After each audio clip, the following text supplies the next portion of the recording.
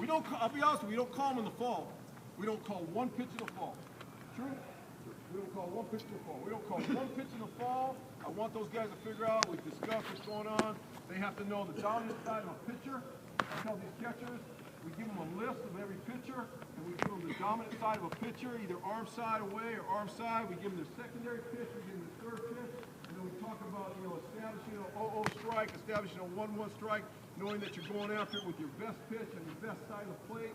You're not calling your third best pitch in a crossroad count, a 1-1 count, a 2-2 count, things of that nature. So we give them that information, but then once the spring rolls around, if we don't see the results of it, then we'll call the pitches, obviously.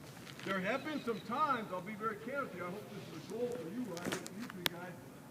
I wish you were here, but there's a young man named Scott Ballmer, who's a high school coach, by the way, in Southern California.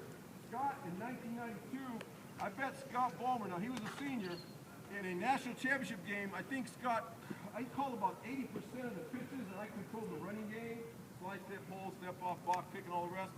So I controlled the running game, but Scott called about 80% of the game. Just a real good student of the game. And so there have been some times that's happened. For the most part, though, we do that. In doing that, like I said, our guys, okay, after they receive and go back, again, we have to break this habit of them too. Go back. We have our guys, we're in this dugout, but even for that dugout, it doesn't matter. We have our guys go back and get the pitch upright. So they get the pitch upright. And as they get the pitch, now they just settle into the location and call. So there's no movement whatsoever. So they catch, go back, and they get the pitch upright. It's a right-hander, we're going off the plate.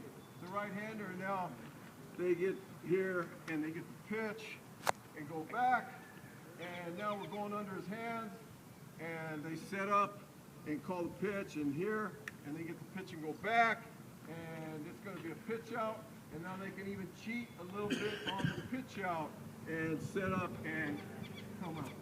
So we make sure they stay up. Again, that's creating another habit because a lot of guys, right? A lot of guys catch, which is a real bad habit, right?